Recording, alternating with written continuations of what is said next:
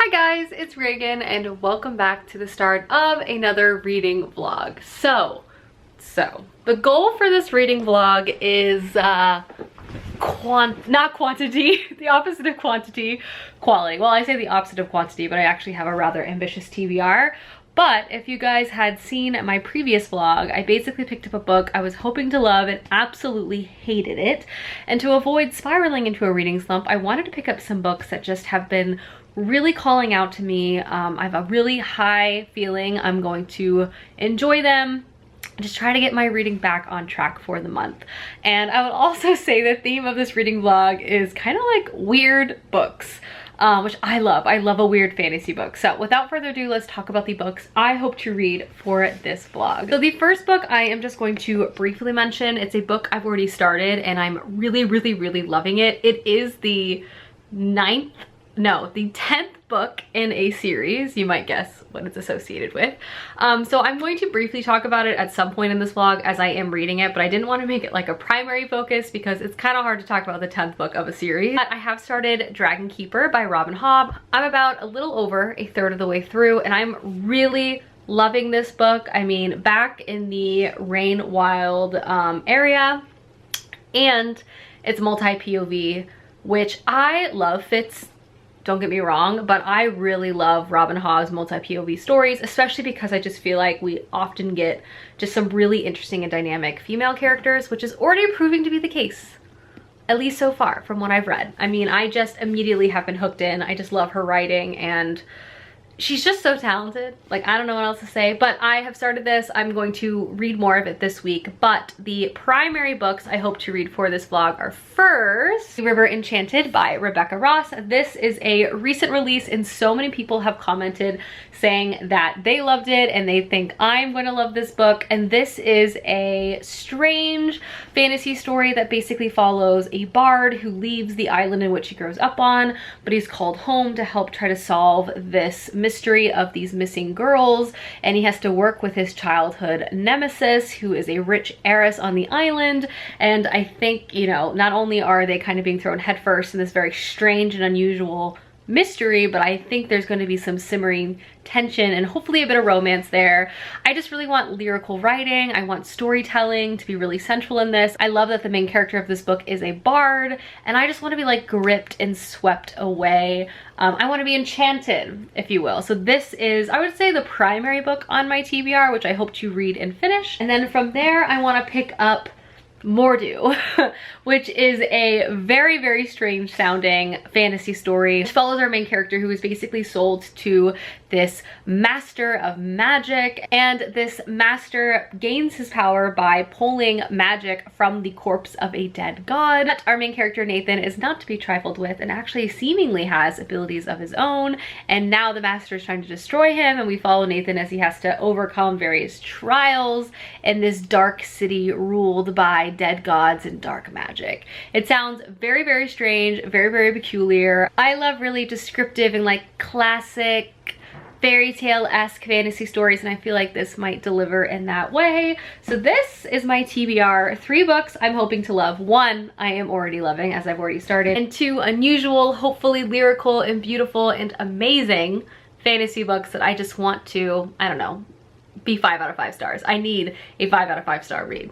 I'm desperate for one. So welcome to the start of the vlog. That's my kind of ridiculous TBR, but I'm looking forward to reading them with you guys. So let's jump in. Before I dive into reading though, I am having a quick little Cheeto break and Real Housewives of Beverly Hills break. I've just been obsessed with rewatching old seasons. Gang's all here. Clay's even joined me.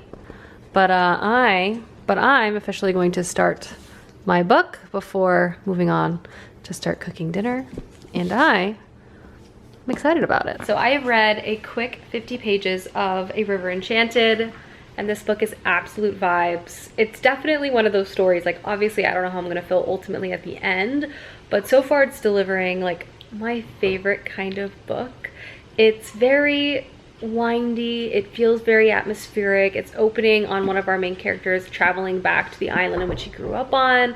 This island is close to nature. It's full of so many wonders, but it also is full of so many dangerous elements too. It's close to the spirits and the gods, so it has a touch of magic. And also this island was settled by two different people, and it's divided by east and west, and these people have been in conflict for a very long time, tying back to one ancient tale that kind of demonstrates the type of conflict they have. So far the writing is so engaging and just like wistful almost, and storytelling too is already a rather large component of it, and I am just drawn in. I am drawn in. These are the types of books I just love. I still have a lot of this book left, but like, I don't know. It's also nice too, like the writing is just really nice. Like I was charmed by our main character right away.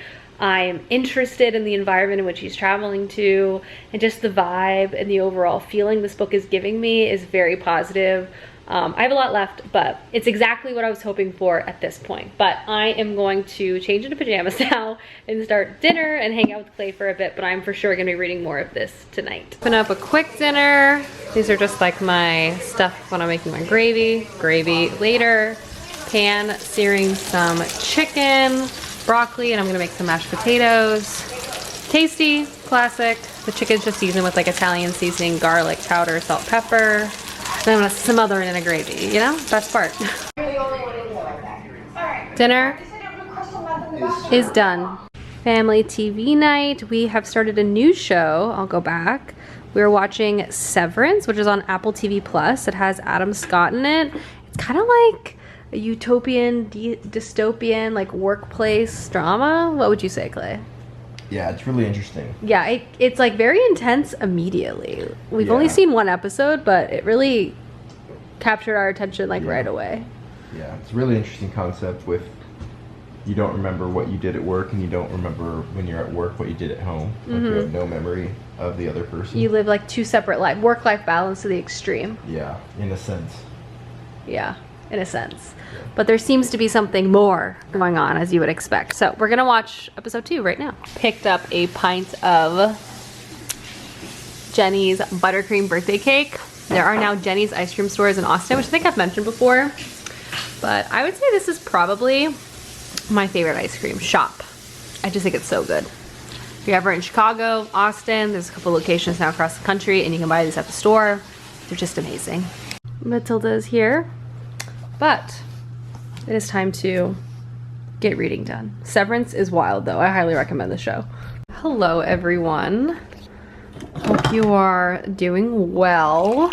This is a much needed cup of coffee. Hi, so you might be expecting me to say, cheers, good morning.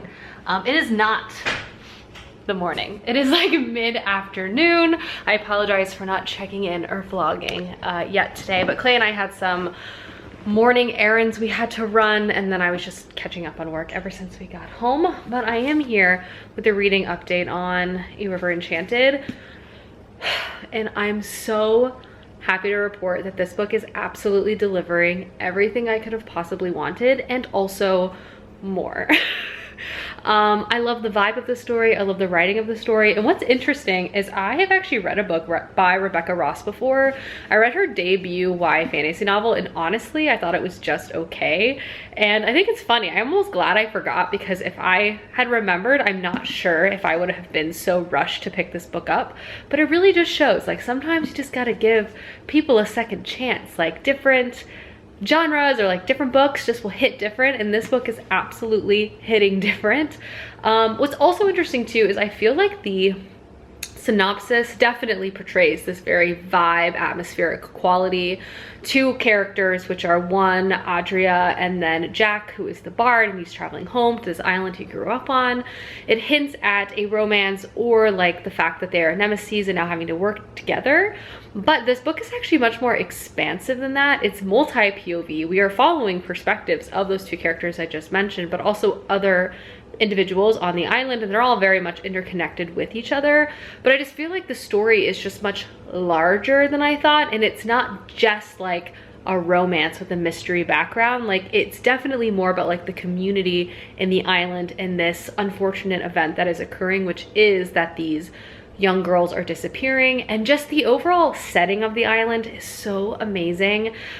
This book is very much about storytelling and the power of stories, and I think I already referenced that there was a conflict that's separated the island east and west.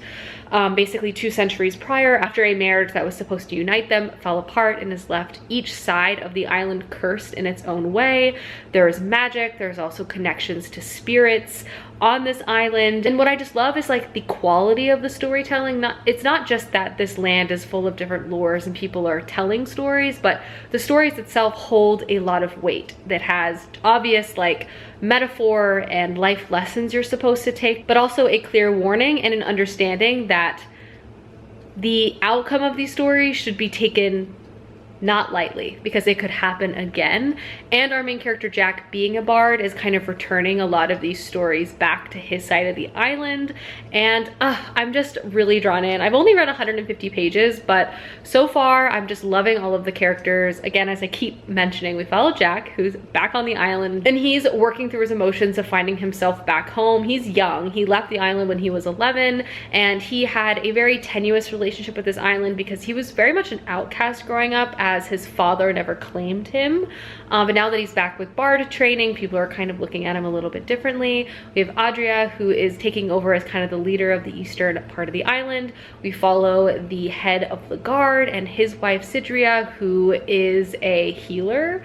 And all of their points of views are kind of constantly overlapping, and just the magic and the lore of this land, oh, it just seeps within it. Like, the quality of it is so good. I love books like this. It's very like dreamlike, and it's like the tales themselves, like it's one of those situations where the characters are constantly telling stories, but the story that we are reading also feels like one of those tales the characters would be sharing, and like that's the kind of ambiance I live for. So I really want to read more of this book. I have more work I need to get done before I can sit down and read, but I have just fallen into the story immediately. Just, this is a book, a style of book that I can't help but to love. I love it so much. I love a weird island with unexplained magic. It's just always, it's always a good time in my book. But just wanted to give you guys a reading update because I'm really loving this. And I still think you can grab this from Book of the Month. So if you want to get this as an add-on, you can also get it for a good price. Just if you're interested in picking this book up. I got it from Book of the Month, so you can save some money there. But anyway, I'm gonna go back to work and then do some reading. Matilda is there. I have officially passed the 200-page mark of this book, and I just honestly love it, from the multiple points of view, from the touch of magic, and just the stories, and just even just like the ambiance and like the lushness of the landscape. I love when the environment feels like alive and connected to something more than just plants. It kind of has like a magical quality to it. Anyway, this book is about 450 pages, so I'm almost halfway through, and I am hooked, to say the least. Clay and I are having a bit of a date night, so I thought I would bring my favorite winter dress out for a last spin of the season. Bye.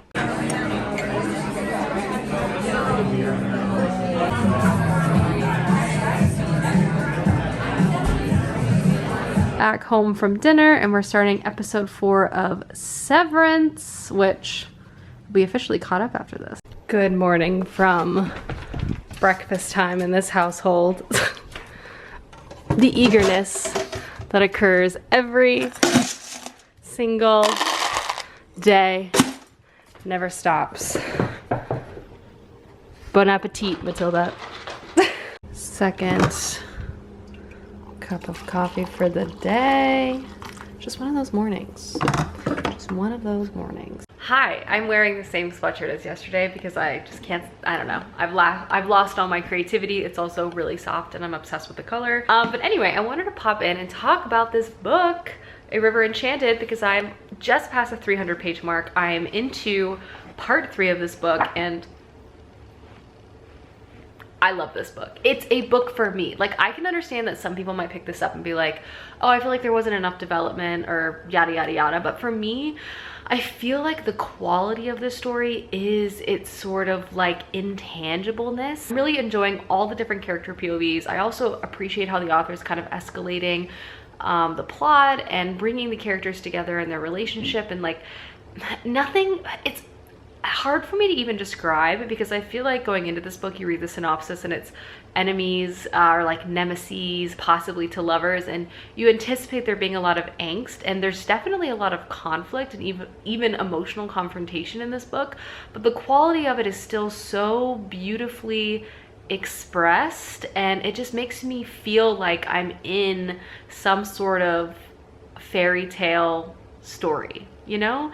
And because of that, I just am completely captured by everything that's going on. Speaking a little more specifically about the enemies to lovers plotline, I really love how the author is choosing to develop it. I feel like it's a plotline I personally encounter quite a bit because it's one that I generally enjoy, but I feel like there's such a level of maturity in this approach in this particular book, which I shouldn't be unsurprised. It is an adult literature book, but it really is more of a story of like two people who had a lot of animosity towards each other when they were children. They constantly like pulled pranks on each other, and then they left.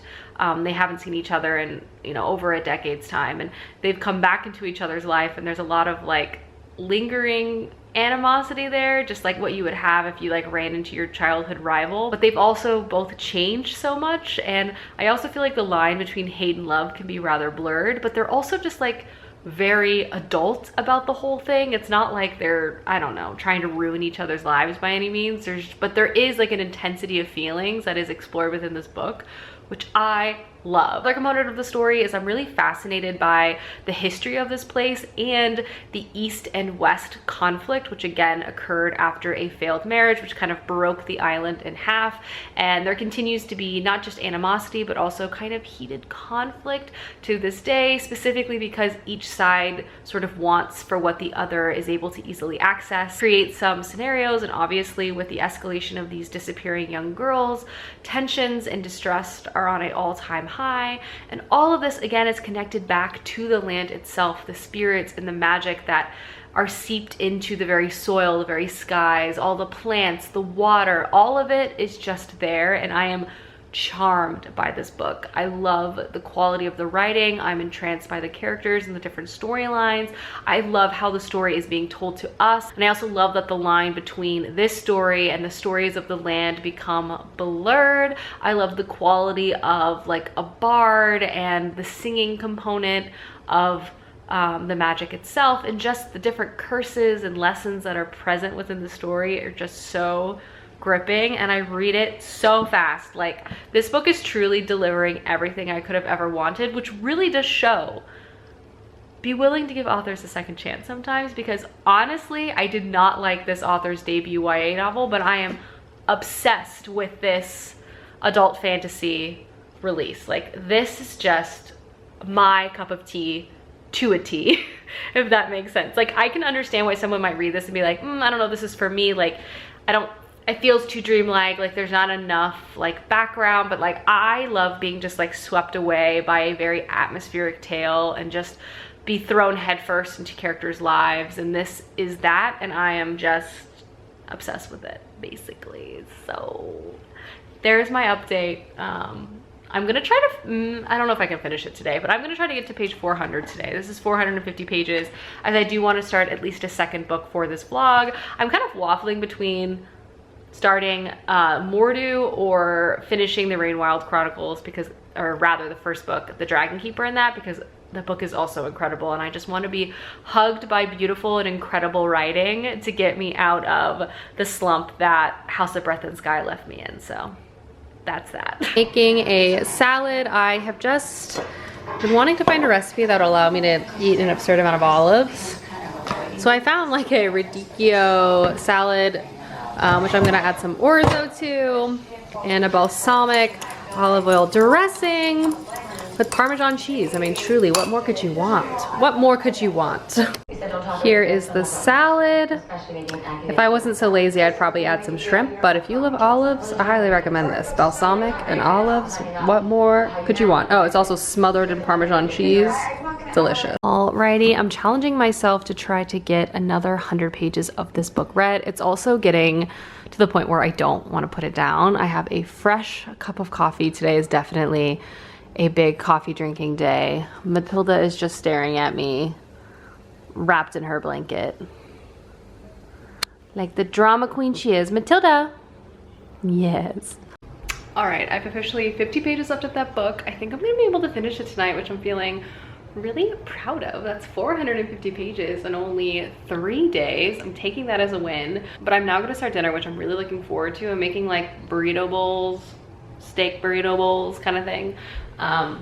Which honestly I've been craving all day, which is always a good sign. Maybe you do your grocery shopping earlier in the week, like who knows if you're even gonna be in the mood for it later, but this time it worked out. Marinated steak is on. I cooked some black beans, which I mashed and also seasoned heavily. And then I have rice, which is almost done, as you can see. I cut up some cheese, which I keep eating, some onion, and I'm also gonna make like a little salad to mix everything. Cut some limes, top everything with, and this will just be olive oil, lime, salt, pepper, and then I'm gonna make it into a bowl. And dinner is done and ready to be mixed up. Hello, good morning. I finished my book last night, so I will do an update in a minute. Just wanted to show you a quick OOTD. I literally have only worn this color for the past like 4 days, but at least I changed for the first time in a lot of days because I was wearing the same sweatshirt. I have some like urgent work stuff I need to do right now, but then I'll do a reading update, but just wanted to say hello, happy Thursday. The name of the game for this lunch today is speed. I'm running a little bit behind and I need to eat because I have a doctor's appointment later today, so I need to finish up work. So I decided just to pick up some pasta salad and a smoothie, and I randomly have UT basketball on. I think Clay put this on while I was out picking up my food, but now I'm kind of invested. So I'm gonna eat this and then I will do a reading check-in. Hi everyone. Finally sitting down to wrap up my final thoughts and feelings about A River Enchanted, because I finished this book last night. It is 464 pages and I honestly was delighted about this story, with this story from beginning to end. I feel like I am a little bit repetitive, so I'll try to keep it simple. I'll say the ending and the overall reveal I found to be very satisfying. This book is definitely more about the vibes and the history and the story element, so I wasn't really reading this to have some sort of like crazy thriller twist, and I wouldn't say that delivered that, but I didn't want that from this, so I found it to be very satisfying. I also found this book to be so emotional and romantic. I feel like the contrast in how I felt about the two couples that are present in this book to how I felt about everyone in House of Breath and Sky is like rather telling. Like, this book is not very long and there isn't even that much time spent particularly on building romantic tension, but that doesn't mean that it wasn't there. I just feel like the author did a great job of when she featured the couples and when there was a moment of communication or growth between the two characters that we were focusing on. It felt real, it felt genuine, you were invested in those moments, and it was also like romantic. Like, I was rooting for them. Sometimes when I read romance stories, I care more about the build-up versus like I care deeply about both the pairings in this, and it just really touched me, I guess. But I really love this book a lot, from just the writing, the overall vibe of it, just everything it was really trying to accomplish. I feel like it was very successful at. I read it very fast. I do feel like while it wasn't like a mystery thriller book, it does have components of that which propels you through it, and plus it's just such a unique and interesting story. You're gonna want to find out what happens next, and all in all, it was a delight. I am like completely satisfied by this. 100% a book that I would say is just my vibe, which really shows that sometimes you just gotta give authors a second chance, because you just never know when a book is gonna land for you, because it's just really all about taste at the end of the day. Like, people might read this and hate this, but just all the component parts of this book adds up to something that just sings to me, and that's how I feel about A River Enchanted. An absolute delight. Big fan. 10 out of 10. I need to figure out what book I'm going to read next. I have no idea. and I'm actually about to leave to go to the dentist. I have worked up the courage to finally get my crown. I got a permanent crown put in about a month ago and I'm not too happy with it. And I hate complaining, but I finally worked up the courage to call my dentist and get it looked at. So I'm doing that today, fingers crossed, wish me luck. Hopefully I don't get too bad anxiety, but I'm proud of myself nonetheless.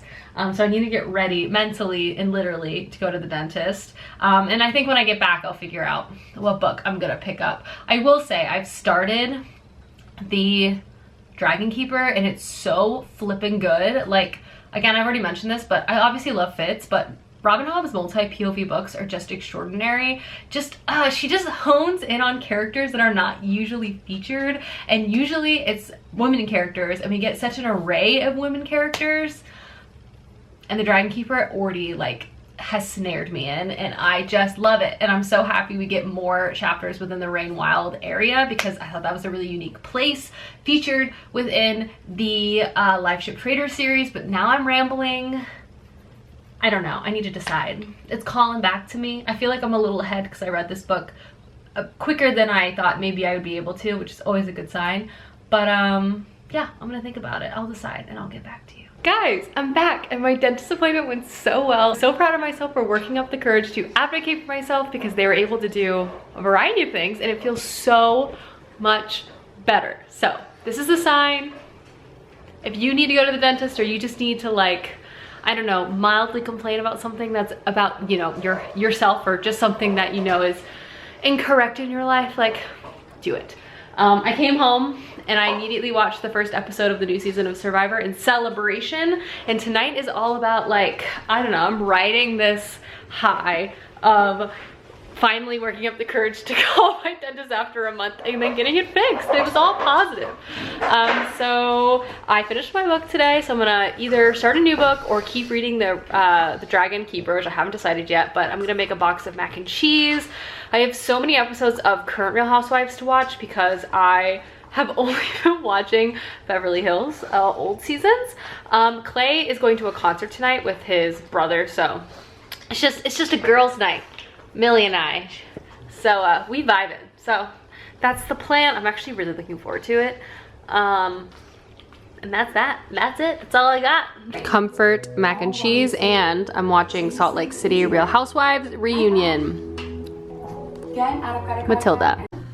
Real Housewives. We are both and Pokemon respectively, and I've also decided I'm gonna start the Rain Wild Chronicles tonight, because I was talking to my brother about Robin Hobb, and he was talking to me about Live Ship Trader, and he's like, oh, it's so good, and I was like, you're right. He's like, what are you reading? I'm like, oh, I started the Rain Wild Chronicles, and now I'm like, I gotta keep going. It's like, it's what I need to read right now. And sorry, Kim Richards is so loud in the background. But anyway, right now though, it's Pokemon time. Officially in my PJs, Matilda is all snuggled up here, but I am going to now do some reading on my Kindle, and I'm gonna be reading Dragon Keeper, which I keep saying over and over again. And I'll give like some general thoughts and feelings about this book tomorrow. It is hard to talk about because I don't want to accidentally spoil anything from the previous 3 series, and there's just some general basic plots about this book that is inherently sort of spoilery, but I'll try my best. But for now, I'm going to get some pages read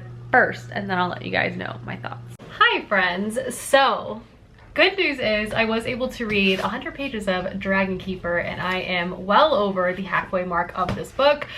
Bad news is this is the end of the vlog. I'm so sorry. I feel like my life has been so chaotic lately, and I've been doing a really bad job like squeezing vlogging in between. But let's go ahead and talk about these books. Obviously the primary focus of this video has been A River Enchanted. I do want to give some non-spoiler thoughts and feelings about Dragon Keeper because I love this story. So again, we are back in the world and the politics that we kind of left in the Live Ship Trader series. Timeline-wise, all the events in this book are taking place after the Tawny Man trilogy, and actually, at least so far that I've encountered, 5 years have already passed within this book.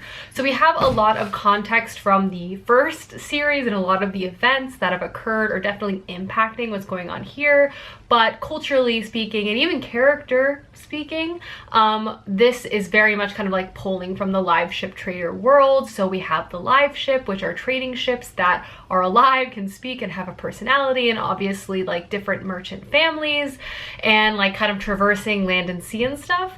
This series definitely has had, so far at least, some cameos from the live ship trader series, which has been great. I love it because I love that series so much, but we are following all new characters, and I'm so excited to be back in another multi-POV story by Robin Hobb. And what I feel like Robin Hobb does so well is her character work, but particularly I feel like within her series we get such interesting female perspectives that are all very dynamic and different from one another, which is honestly kind of hard to find within epic fantasy. In this particular story, so far, I'm really enjoying what Robin Hobb is doing, in that for primarily all the points of view, we're following different women who have been kind of deemed as cast-offs in society. They are basically felt to be either not just like worthless or useless, but actually like a burden on society. They are taking resources where perhaps they shouldn't even exist. And this sort of manifests itself in different ways. One of the characters we follow is like the middle daughter to a poor but genteel family. She's not considered very pretty. She's really kind of like decided to live a lifestyle of spinsterhood, but she's kind of approached with a unique marriage proposition at the beginning of this book. But prior to that, she kind of felt like she was going to be a burden on her family. Another character we follow is someone in the Rainwild area. And because she was born with claws, her family should have actually left her to die as a baby, but they decided that they wanted her to live. And all of these characters begin to intersect, and they all, for different reasons, begin to go on this quest, and you see their storylines begin to intersect. The decision to go on this quest is all coming from perhaps a different place, but all of the characters so far that I've encountered really want to kind of seize their own destiny. They've all lived their entire lives being told who and what they're supposed to be or what they can amount up to, and now they're kind of realizing and confronting an opportunity to really decide that for themselves. And this sort of sentiment is also bridged to another major plotline within this book, which are some creatures that are shown in the beginning, which try to be vague again, but really this like concept of feeling like you're not living up to what society is expecting you to, purely based on circumstances that are completely out of your control, is definitely like a big topic in this and has really pulled me in. I love the different characters I have read from. The story is very engaging, and I'm looking forward to see how it's going to unfold over the 4 books, but so happy to be back in this world. I knew I was gonna love it, and I'm glad to be here. I'm just glad. So that is kind of like my initial thoughts on the Rainwild Chronicles, and then obviously I did read all 464 pages of this, so I did read almost 600 pages this week, which I'm not really sure how I did that, but I am grateful I did. So there we are. But anyway, I hope you guys enjoyed this vlog, and I will see you soon with another one soon.